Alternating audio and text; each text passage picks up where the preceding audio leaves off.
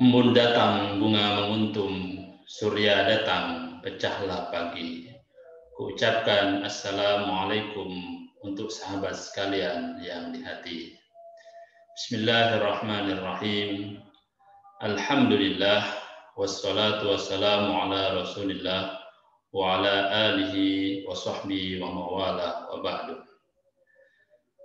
Alhamdulillah, puji dan syukur marilah senantiasa kita panjatkan kehadirat Allah Subhanahu wa taala atas segala limpahan rahmat dan nikmatnya kepada kita, terutama nikmat iman dan Islam dan nikmat kesehatan. Salawat beserta salam tak lupa kita sanjungkan kepada junjungan agung kita, Nabi besar Muhammad sallallahu alaihi wasallam sebagai suri teladan kita dalam kehidupan. Mudah-mudahan dengan senantiasa kita bersalawat kepadanya, kita akan mendapatkan syafaatnya di hari kiamat nanti. Amin. Allahumma amin. Sahabat kajian studi keislaman yang berbahagia, kajian kita kali ini akan membahas tentang ijtihad sebagai sumber dinamika pemikiran Islam.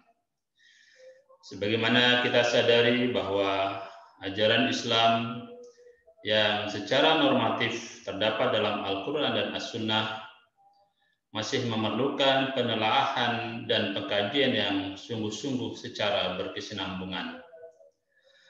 Hal ini dikarenakan di dalam dua sumber ajaran Islam itu terdapat lafaz yang am dan yang khas, yang umum dan yang khusus, yang mutlak dan muqayyad, nasikh dan mansukh, dan muhkam dan mutasyabih yang masih memerlukan penjelasan.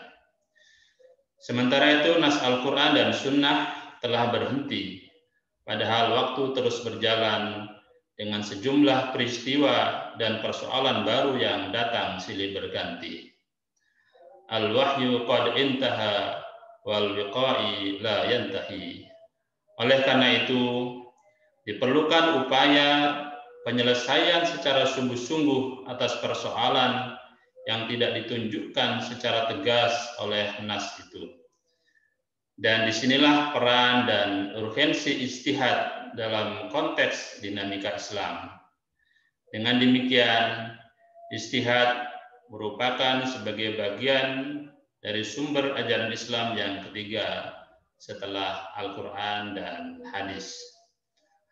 Untuk itu, pada sesi kajian kita hari ini, secara khusus kita akan membahas hal-hal yang terkait dengan ijtihad sebagai sumber dinamika pemikiran Islam. Yang pertama terkait dengan pengertian ijtihad itu sendiri. Kata ijtihad berakar dari kata al-juhdu yang berarti at-taqah atau daya kemampuan dan kekuatan, atau dari kata al-jahdu yang berarti al-masyaqqah yaitu kesulitan dan kesukaran. Dari kata ini muncul beberapa istilah dalam Islam, atau kita mengenal istilah jihad, ijtihad, dan mujahadah. Ketiga istilah tersebut secara dasar memiliki arti berusaha dengan sungguh-sungguh mencurahkan segala kemampuan dan berjuang. Kata jihad biasanya diterapkan dalam konteks peperangan, yakni berjuang dengan sungguh-sungguh dalam menghadapi musuh, baik secara fisik maupun musuh yang tidak nyata, yaitu hawa nafsu. Sedangkan ijtihad diterapkan dalam konteks pemikiran, yaitu sungguh-sungguh mencurahkan segala kemampuan untuk menghasilkan pemikiran-pemikiran sesuai dengan yang dibutuhkan. Sementara mujahadah adalah berkaitan dengan konteks kesufian, yakni berusaha atau berupaya sungguh-sungguh untuk mensucikan diri dalam rangka untuk mendekatkan diri kepada Allah Subhanahu wa taala. Berkaitan dengan ijtihad, secara khusus kata ijtihad berasal dari kata istahada yajtahidu ijtihadan, yang secara etimologis atau secara kebahasaan bermakna badlul wus'i wal majhud, atau mengerahkan daya dan kemampuan, atau pengerahan segala daya dan kemampuan dalam suatu aktivitas dari aktivitas-aktivitas yang berat dan sukar. Dengan kata lain, ijtihad dilakukan ketika ada pekerjaan yang sulit untuk dilakukan.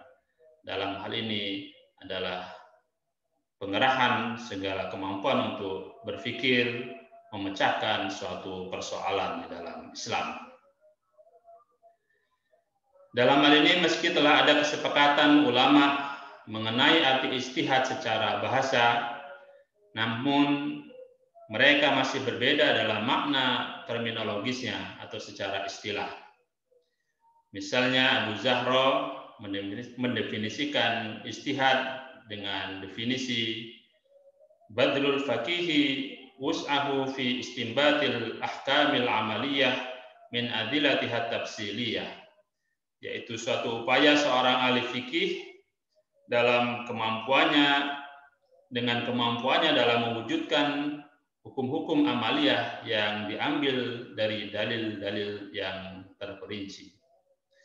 Sementara itu Al-Amidi sebagaimana dinukil oleh Az-Zuhaili mengatakan bahwa ijtihad adalah istifrahul wus'i fi talabidz dhanni minnal ahkami syar'iyyah, yaitu pengerahan segala kemampuan untuk menentukan sesuatu yang zonni dari hukum-hukum syarak.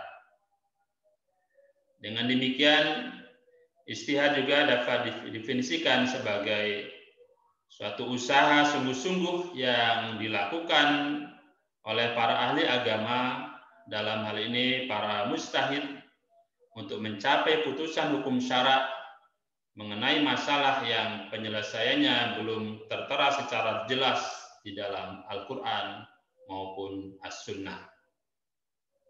Sahabat kajian studi keislaman yang berbahagia, jika diperhatikan beberapa definisi di atas secara eksplisit menunjukkan bahwa ijtihad hanya berlaku pada bidang fikih saja atau bidang hukum yang berkenaan dengan amal perbuatan manusia.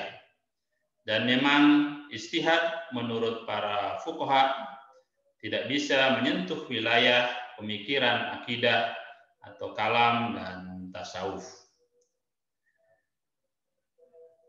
Menurut Ibrahim Hussein, cakupan ijtihad hanyalah bidang fikih, karena menurutnya pendapat yang mengatakan bahwa ijtihad secara istilah juga berlaku di bidang akidah atau akhlak jelas tidak bisa dibenarkan.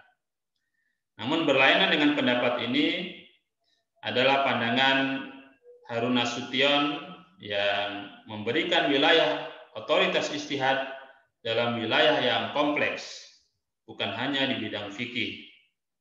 Bagi Harun Nasution, ijtihad harus dimaknai sebagai pengertian yang lebih luas, di mana ijtihad juga bisa terjadi pada bidang politik, akidah, tasawuf, filsafat, ekonomi, dan lain sebagainya.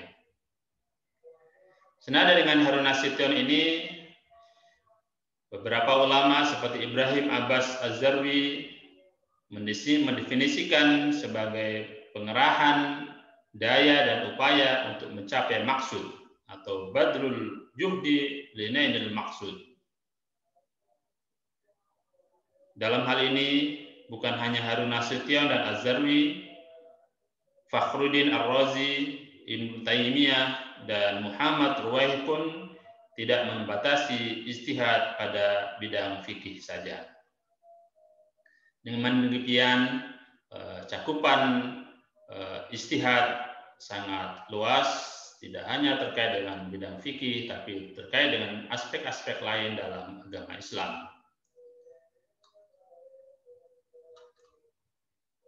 Selanjutnya, dasar-dasar ijtihad. Terkait dengan dasar ijtihad, setidaknya ada dua yang bisa dijadikan sebagai dasar, yaitu dari Al-Quran sendiri, seperti yang tercantum dalam surat An-Nisa ayat 59, tentang ati'ullah wa ati'ur rasul wa ulil amri minkum. Dan juga di dalam ayat 105, kemudian surat Ar-Rum ayat 21, Az-Zumar ayat 42, dan Al-Jasiyah ayat 13. Sementara dalam As-Sunnah yang menjadi dasar adalah antara lain hadis Amr bin As yang diriwayatkan oleh Imam Bukhari, Muslim, dan Ahmad yang berbunyi, "Idza hakamal hakimu fastahada fa'asaba falahu ajrani, wa idza hakama fastahada summa akhta'a falahu ajrun wahid." Yang artinya, apabila seorang hakim menetapkan hukum dengan beristihad, kemudian dia benar, maka ia mendapatkan 2 pahala. Akan tetapi, jika ia menetapkan hukum dalam istihad itu salah, maka ia mendapatkan 1 pahala. Maka hadis ini jadikan sebagai dasar bahwa istihad merupakan sesuatu yang memang diperlukan dalam menetapkan suatu permasalahan yang belum ada ketetapannya secara tegas dalam Al-Quran maupun hadis. Hadis lain yang bisa juga dijadikan sebagai dasar dari ijtihad adalah dialog antara sahabat Mu'az bin Jabal dan Nabi SAW ketika dia akan diutus ke negeri Yaman sebagai seorang hakim. Dalam sebuah hadis, Rasulullah berkata kepada Mu'az yang akan berangkat ke Yaman dengan ungkapan, "Bima taqdi." Artinya, dengan apa kamu memutuskan perkara yang Mu'az nantinya? Maka Mu'az menjawab, "Qala bima kitaballah." Yaitu dengan sesuatu yang terdapat dalam kitabullah. Qala fa illam tajid fi kitabillah, maka Nabi bersabda lagi, bagaimana kalau engkau tidak mendapatinya dalam kitabullah atau dalam Al-Quran? Maka Mu'adz menjawab, qala aqti bima qada bihi Rasulullah. Maka aku akan memutuskan perkara itu dengan sesuai yang telah diputuskan oleh Rasulullah SAW dalam hadis-hadisnya. Kemudian Rasulullah bertanya lagi, qala fa illam tajid fima qada bihi Rasulullah, qala astahidu bi ra'yi. Maka Mu'adz menjawab, kalau tiada dalam hadis-hadis Rasulullah, maka saya akan beristihad dengan pikiran saya.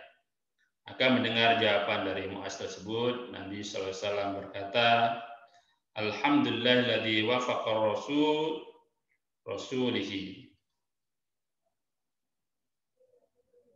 Segala puji bagi Allah yang telah memberi taufik kepada utusan dari Rasulnya.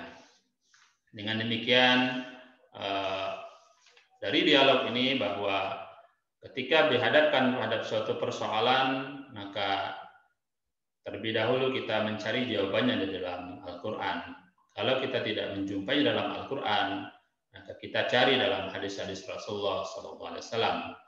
Tetapi seandainya tidak kita jumpai juga dalam hadis-hadis Rasulullah, maka kita diperbolehkan untuk beristihad dengan pemikiran kita. Inilah yang menjadi dasar bagi diperbolehkannya ijtihad sebagai salah satu sumber dalam hukum Islam. Yang selanjutnya terkait dengan hukum ijtihad, di mana hal ini tergantung dengan konteks terjadinya ijtihad itu sendiri. Jika seorang muslim dihadapkan kepada suatu peristiwa atau ditanya mengenai suatu masalah yang berkaitan dengan hukum syara, maka hukum melakukan ijtihad ada bermacam-macam. Sebagaimana diuraikan oleh Wahbah Az-Zuhaili, boleh jadi hukum ijtihad itu adalah wajib ain, atau wajib kifayah, atau sunnah, dan bahkan bisa jadi ijtihad yang dilakukannya adalah suatu yang haram. Tergantung pada kapasitas orang yang bersangkutan dan dalam konteks apa ijtihad itu dilakukan.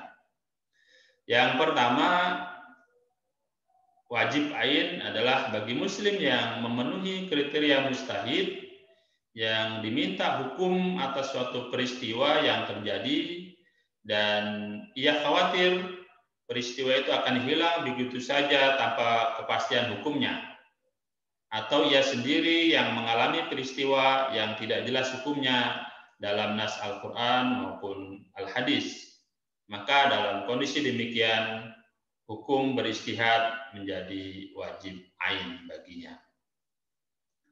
Yang kedua, bagi seorang muslim yang memenuhi kriteria mustahid yang diminta fatwa hukum atas suatu peristiwa yang terjadi, tetapi ia mengkhawatirkan peristiwa itu lenyap dan selain itu masih ada mustahid lainnya, maka hukum ijtihad menjadi wajib kifayah.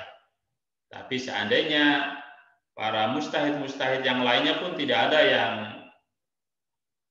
mau memberikan fatwa terhadap peristiwa itu, maka semuanya akan berdosa.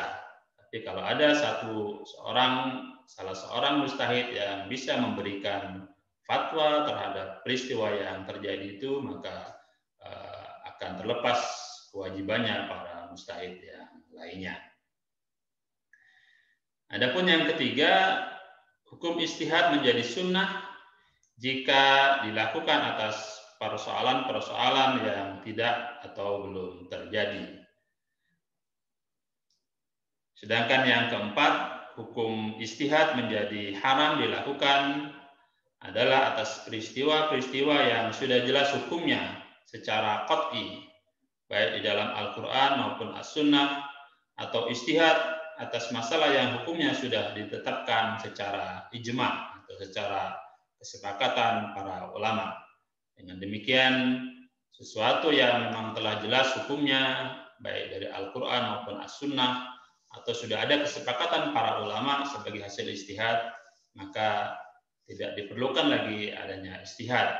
Oleh karena itu, dalam konteks ini ijtihad yang dilakukan akan menjadi suatu yang hukumnya haram dilakukan karena sudah jelas hukumnya tadi.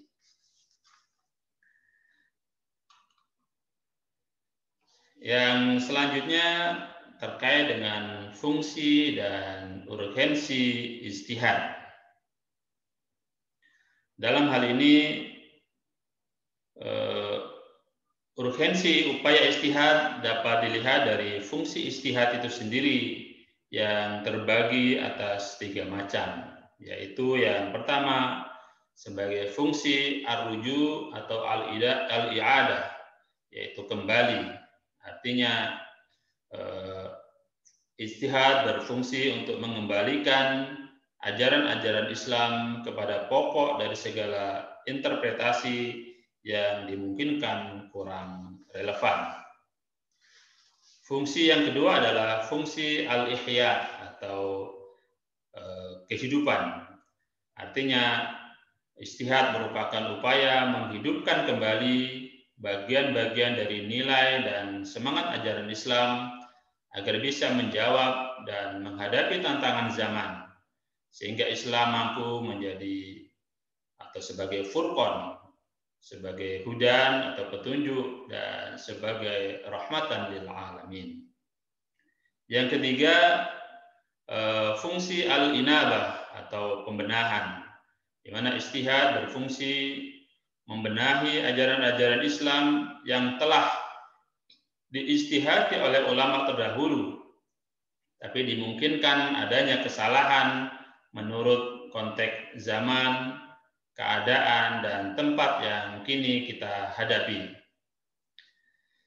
Nah, kiranya ketiga fungsi ini mengingatkan akan satu istilah yang disebut dengan tajdid, yakni mengadakan pembaharuan dari ajaran-ajaran Islam sehingga dapat dikatakan bahwa ijtihad tidak lain hanyalah merupakan pengadaan tajdid dalam ajaran Islam, di mana istilah itu kini berkembang dengan istilah seperti reaktualisasi atau reinterpretasi, renovasi, revitalisasi, atau rasionalisasi, reformulasi, dan modernisasi. Artinya ijtihad dilakukan dalam rangka untuk menghadapi atau menjawab segala tantangan persoalan-persoalan yang berkaitan dengan perkembangan zaman. Dengan demikian, urgensi ijtihad adalah dapat menjadi atau mendinamisir hukum Islam dan mengoreksi kekeliruan dan kekhilafan dari ijtihad yang telah lalu. Atau juga ijtihad merupakan bagian dari pembaharuan hukum Islam. Sahabat kajian yang berbahagia, persoalan penting yang tidak dapat diabaikan dalam melakukan ijtihad adalah terpenuhinya syarat-syarat ijtihad. Dalam hal ini, para ulama berbeda pendapat dalam menentukan syarat-syarat sebagai mujtahid. Mujtahid adalah orang yang mampu melakukan ijtihad melalui cara istinbat atau mengeluarkan hukum dari hukum sumber syariat dan tatbik atau penerapan hukum. Dalam hal ini, untuk menjadi seorang mujtahid harus mengikuti syarat-syarat khusus.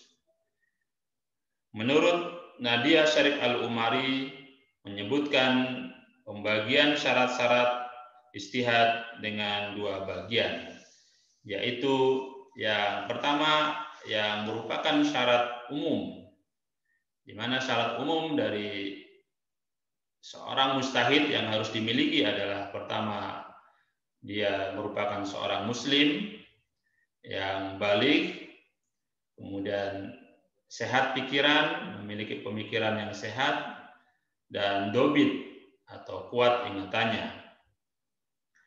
Sebagian ulama memasukkan syarat laki-laki merdeka dalam syarat umum mujtahid ini. Namun pendapat yang dipegangi atau muktamad adalah tidak memasukkannya, karena dalam kenyataannya banyak para sahabat Nabi SAW yang merupakan sahabat wanita seperti Aisyah, Ummu Salamah, dan sebagainya yang merupakan istri Rasulullah SAW. Dan juga ada beberapa orang sahabat yang termasuk seorang hamba sahaya seperti Nafi, pelayan Umar, serta Ikrimah, pelayan Ibnu Abbas yang menjadi seorang mujtahid atau mujtahidah. Adapun syarat yang kedua adalah syarat-syarat yang bersifat atau merupakan syarat keahlian dan profesionalitas mujtahid. Dalam hal ini terdiri dari dua bagian. Yang pertama adalah syarat-syarat pokok yang terdiri atas pertama, penguasaan terhadap Al-Quran, ulumul Quran, baik terkait ayat-ayat ahkam atau ayat-ayat hukum, asbabun nuzul, mengetahui tentang sebab-sebab turunnya Al-Quran, serta mengetahui tentang nasikh dan mansukhnya suatu ayat. Dalam hal ini, jumhur ulama tidak mensyaratkan seorang mujtahid itu harus hafal Al-Quran, tetapi cukup mengetahui letak-letak ayat yang dipergunakan sehingga mempermudah meneliti kembali bila diperlukan. Namun ada juga seorang ulama seperti Ibnu Arabi yang membatasi hafal Al-Quran dengan 500 ayat. Artinya menurut Ibnu Arabi, seorang mujtahid minimal dihafal 500 ayat dari Al-Quran. Namun pendapat yang utama dari kalangan ulama ya tidak mengharuskan harus hafal Al-Quran. Yang kedua, penguasaan terhadap sunnah atau hadis dan juga ilmu-ilmu yang terkait dengan hadis atau ulumul hadis, kemudian mengetahui hadis-hadis ahkam atau hadis-hadis yang berkaitan dengan hukum, mengetahui nasikh mansuh atau hadis-hadis yang dihapus dan yang menghapus hukum yang sebelumnya, kemudian mengetahui tentang asbabul wurud, sebab-sebab munculnya hadis Rasulullah SAW dan sebagainya. Dengan demikian, seorang mujtahid yang memahami hadis dan ulumul hadis dengan berbagai aspeknya akan dapat mengetahui dan memilah mana hadis yang sahih, hasan maupun dhaif, sehingga tidak salah dalam penggunaan hadis sebagai rujukan dalam penetapan hukumnya. Yang berikutnya adalah penguasaan terhadap ilmu bahasa Arab, termasuk nahwu, shorof, balaghah, fiqh lughah, adab al-jahili, dan ilmu mantik, dan hal-hal yang terkait dengan ilmu bahasa Arab. Yang terakhir adalah penguasaan terhadap ijma ulama yang sudah ditetapkan, sehingga hasil ijtihadnya nanti tidak tumpang tindih dengan ijtihad yang sudah dihasilkan oleh para ulama yang merupakan ijma atau kesepakatan para ulama dalam menetapkan suatu hukum. Itulah syarat-syarat pokok yang harus dimiliki oleh seorang mujtahid sebagai wujud dari keprofesionalitasannya. Adapun yang selanjutnya yang masih bagian dari syarat keahlian dan profesionalitas adalah syarat-syarat pelengkap atau penyempurna dari keilmuan yang sudah dimiliki, yaitu seorang mujtahid harus mengetahui hukum baro'ah asliyah atau hukum asal sesuatu. Dalam hal ini terkait dengan kaidah-kaidah usul fiqh atau kaidah-kaidah fikih. Kemudian mengetahui substansi syariah, mengetahui kaidah-kaidah umum fikih dan usul fiqh, mengetahui ilmu yang relevan dengan masalah yang akan dikaji. Misalnya terkait dengan ada kaitannya dengan masalah kedokteran, maka sedikit banyak sang mujtahid tersebut harus memahami ilmu kedokteran. Terkait dengan ekonomi, maka sedikit banyak harus memahami tentang hal-hal yang terkait dengan ekonomi. Hal lainnya yang harus diketahui adalah mengetahui tentang tradisi masyarakat atau negara di mana dia tinggal, kemudian mengetahui ilmu mantik, dan mempunyai keadilan dan kesolehan, sehingga dalam menetapkan suatu hukum dia akan bersikap adil dan objektif, tidak subjektif atau berdasarkan kecenderungan hawa nafsu, kecenderungan aliran, dan sebagainya. Kemudian yang tidak kalah pentingnya adalah bahwa seorang mujtahid harus terhindar dari perbuatan yang bisa menurunkan derajat sebagai seorang mujtahid.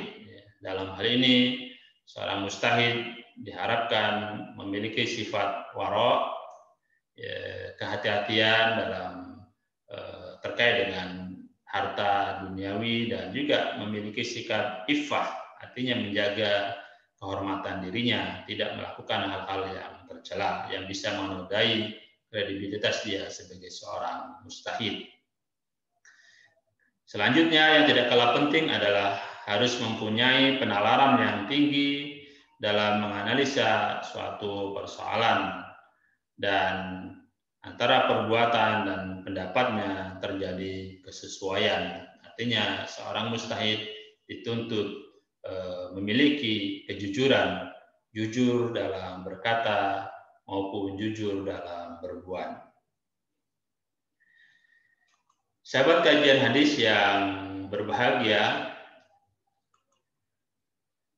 selanjutnya terkait dengan wilayah ijtihad atau ruang lingkup ijtihad. Dalam hal ini wilayah atau ruang lingkup ijtihad meliputi yang pertama adalah masalah-masalah yang terdapat dalam dalil-dalil yang zonni atau yang bersifat dugaan atau tidak bersifat atau bernilai qat'i. Dalil zonni adalah dalil yang maknanya bersifat multi-interpretatif, artinya dimungkinkan menerima berbagai kemungkinan penafsiran.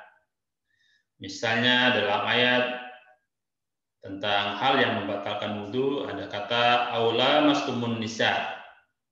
Maka kata lamastum di sini dapat ditafsirkan menyentuh kulit, menyentuh dengan syahwat atau hubungan suami istri.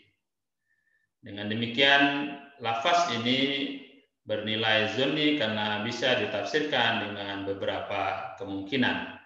Dan inilah nanti yang kita jumpai dalam pendapat-pendapat para ulama mujtahid, adanya perbedaan terkait dengan hal yang membatalkan wudu menyentuh seorang wanita, apakah membatalkan wudu atau tidak. Dalam hal ini para mujtahid berbeda pendapat sesuai dengan pendapatnya masing-masing. Ada yang membatalkan, ada juga yang tidak membatalkan. Lawan dari dalil zonni adalah dalil yang qat'i, yaitu pemaknaannya bersifat pasti. Contohnya dalil tentang haramnya khamar atau minuman keras, perzinahan, hubungan seksual yang menyimpang, dan lain-lain sebagainya. Ayat-ayat ini tidak bisa diijtihadkan lagi karena sudah bernilai qat'i sehingga tidak bisa diotak-atik ulang. Yang kedua yang termasuk wilayah ijtihad adalah masalah-masalah yang secara eksplisit tidak terdapat dalam Al-Quran maupun As-Sunnah. Misalnya terkait dengan hal-hal yang kontemporer, terkait masalah bayi tabung, operasi plastik, dan lain sebagainya. Dari pembatasan di atas, maka bisa kita pahami bahwa ruang lingkup ijtihad di atas terbatas pada masalah-masalah fiqhiyah. Namun dalam perkembangan selanjutnya, sebagaimana telah disebutkan sebelumnya, bahwa pendapat beberapa ulama juga menjelaskan bahwa wilayah pengembangan ijtihad ini tidak hanya pada aspek fikih, tapi juga mencakup pada aspek akidah, filsafat, tasawuf, politik, ekonomi, dan lain sebagainya. Sahabat kajian hadis yang berbahagia, selanjutnya untuk melakukan ijtihad dalam hal ini digunakan metode yang bermacam-macam. Sehingga para mujtahid dalam melakukan ijtihad telah melakukan ijtihad dengan melakukan berbagai metode sesuai dengan kasus yang dihadapi. Jika yang akan dicari hukumnya memiliki persamaan dengan yang telah disebut di dalam nas Al-Quran maupun hadis, maka dapat digunakan kias atau analogi. Dengan demikian ijtihad tersebut dinamakan ijtihad qiyasi, di mana qiyas adalah menyamakan hukum sesuatu yang tidak disebutkan dalam nas dengan suatu hukum yang sudah disebutkan dalam nas karena adanya persamaan ilat hukumnya atau kausanya. Misalnya mengkiaskan zakat perikanan darat dengan zakat tanaman. Dengan adanya persamaan ilat menanam bibit dan panen hasil. sehingga nisabnya seharga nisab hasil tanaman, yaitu 7,5 kuintal beras, dan zakatnya pun seperti kadar zakat tanaman, yaitu 5%. Maka ijtihad ini disebut dengan ijtihad qiyasi. Yang selanjutnya, jika yang dicari ketentuan hukumnya adalah hal yang sama sekali tidak disebutkan di dalam nas dan tidak ada persamaannya dengan yang disebutkan dalam nas, maka harus dicari hubungannya dengan kehidupan masyarakat. Maka digunakan metode ijtihad yang disebut dengan istislah atau ijtihad istislahi, di mana istislah adalah hukum yang sama sekali tidak disebutkan di dalam nas Al-Quran dan hadis, dan tidak ada persamaan dengan yang disebutkan di dalam nas, maka harus dicari hubungannya dengan kehidupan masyarakat, yakni sangat diperlukan dan bermanfaat bagi kehidupan masyarakat luas. Misalnya, undang-undang yang mewajibkan pencatatan peristiwa nikah yang dimasukkan guna memperoleh jaminan hukum mengenai hak-hak suami istri dalam perkawinan. Maka dalam hal ini diterbitkannya buku nikah. Kemudian contoh lainnya adalah mewajibkan pendaftaran hak milik atas tanah bersertifikat guna memperoleh kepastian dan jaminan hukum kepemilikan, seperti sertifikat tanah dan sebagainya. Maka metode yang dilakukan adalah metode ijtihad istislahi. Yang selanjutnya, jika suatu hal yang ditentukan hukumnya di dalam nas, ditentukan hukumnya dalam nas, tapi karena suatu kasus, yaitu bila ketentuan hukum tersebut dipertahankan akan berakibat bertentangan dengan ketentuan lain yang lebih umum, maka ketentuan khusus itu dapat ditinggalkan guna memenuhi ketentuan yang lebih umum. Maka ijtihad atau metode ijtihad yang semacam ini disebut dengan ijtihad ikhtisani, di mana istihsan adalah meninggalkan dalil khusus guna menerapkan dalil yang lebih umum. Misalnya, menurut dalil khusus, pemerintah wajib menjamin keselamatan hak milik perorangan atas tanah. Tetapi jika tanah milik perorangan tersebut diperlukan untuk kepentingan umum, misalnya untuk pembuatan waduk, atau untuk membuat jembatan dan sebagainya, jalan umum dan sebagainya, maka hak milik tanah tersebut dapat digugurkan berdasarkan atau dengan dasar keadilan. Artinya, pemerintah wajib memberi ganti rugi yang layak kepada pemilik tanah itu dan dipergunakan untuk kepentingan umum. Tentunya pemberian ganti rugi adalah dengan menerapkan sistem keadilan, jangan sampai pemilik tanah tersebut dirugikan. Yang selanjutnya, jika suatu hal yang tidak disebutkan sama sekali di dalam nas, tidak pula merupakan tuntunan kepentingan masyarakat luas, maka menentukan hukumnya dapat dilakukan dengan metode ijtihad istishab, di mana istishab merupakan suatu hal yang tidak disebutkan pemberlakuan hukum yang ada karena tidak terlihat adanya dalil yang mengalihkan ketentuan hukum lain.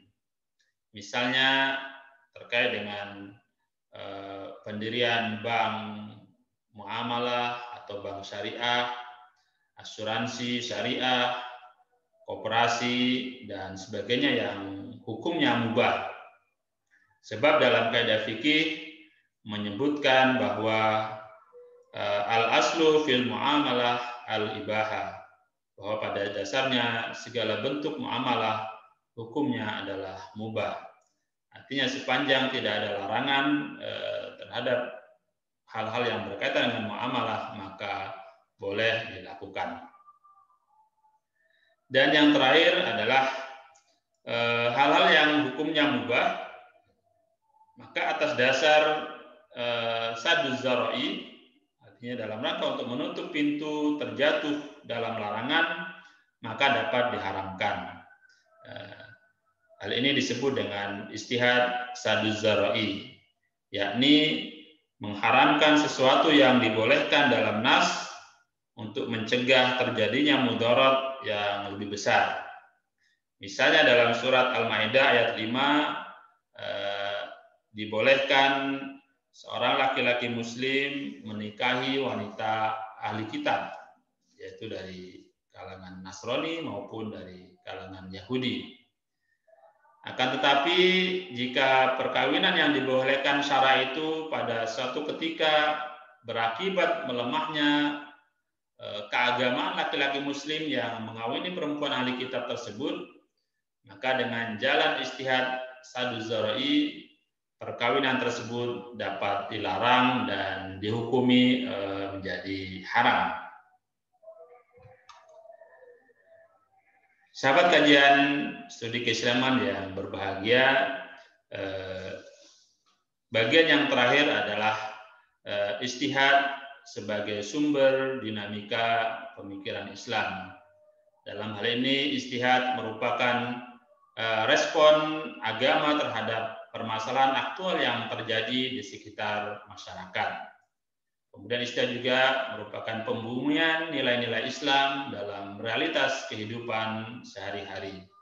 Dan yang ketiga merupakan dinamisasi hukum Islam atau perubahan hukum sesuai dengan perubahan ruang dan waktu. Sebagaimana kita ketahui bahwa dewasa ini umat Islam dihadapkan kepada sejumlah peristiwa kekinian yang menyangkut berbagai aspek kehidupan. Peristiwa-peristiwa itu memerlukan penyelesaian secara seksama, lebih-lebih untuk kasus yang tidak tegas penunjukannya oleh nas.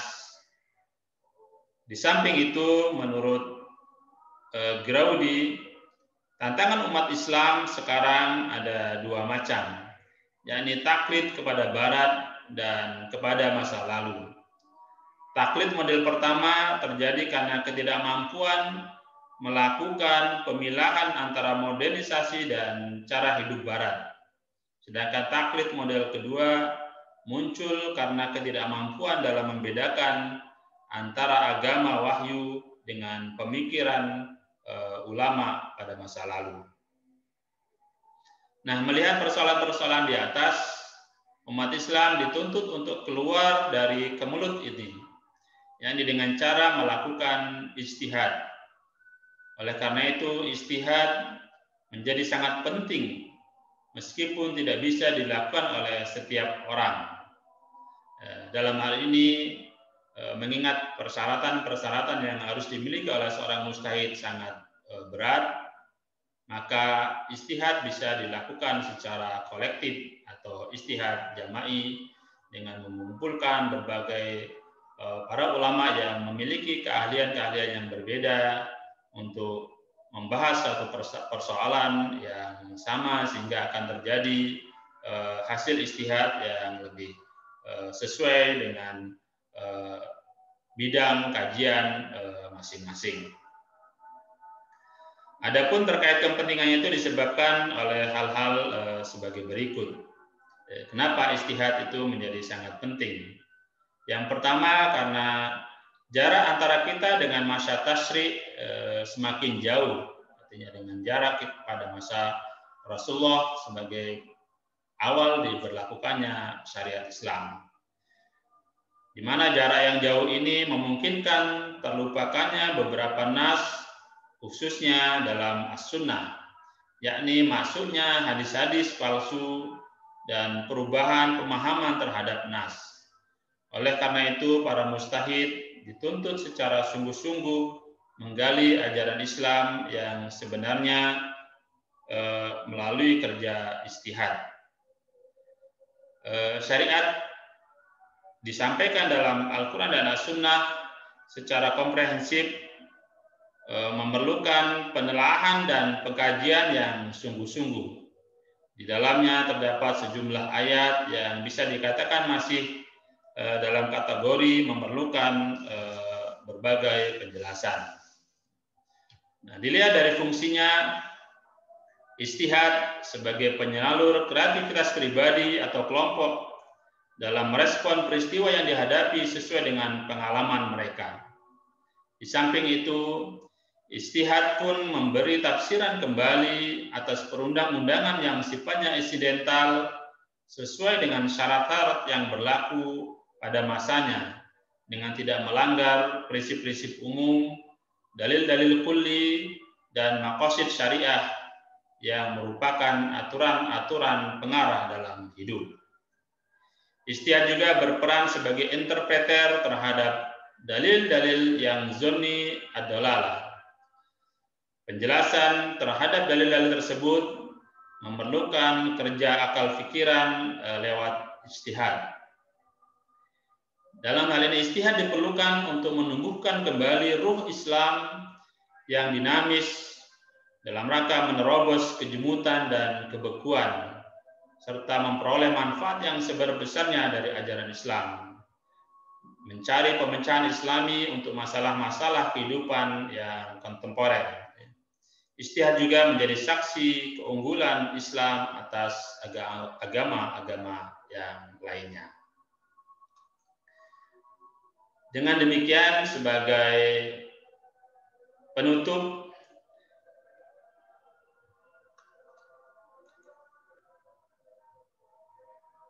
dapat dipahami bahwa